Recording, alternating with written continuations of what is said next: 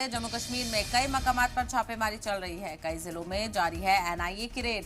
पुलवामा, कुलगाम, शोपिया और बांदीपुरा में एनआईए की छापामारी। एनआईए की छापेमारी के साथ पुलिस और सीआरपीएफ की टीमें भी रेड में शामिल हैं। दहशतगर्दों के मददगारों के ठिकानों पर यह छापेमारी देखने को मिल रही है। तो ओजीडब्ल्यू के ठिकानों पर यह छापेमारी देखने को मिल रही है। एनआईए की छापेमारी जम्मू कश्मीर के कई जिलों में जारी है। तो जम्मू कश्मीर के कई मकामात पर एनआईए की छापेमारी चल रही है। कई जिले हैं जहां पर इस वक्त एनआईए की टीम सीआरपीएफ और पुलिस के साथ रेड कर रही है। तो वो जिले आपको बताते चलें, पुलवामा, कुलगाम, शोपिया और बांदीपुरा में ये छापेमारी चल रही है। हालांकि इन इलाकों में पहले भी एनआईए की छापेमारी देखी गई है।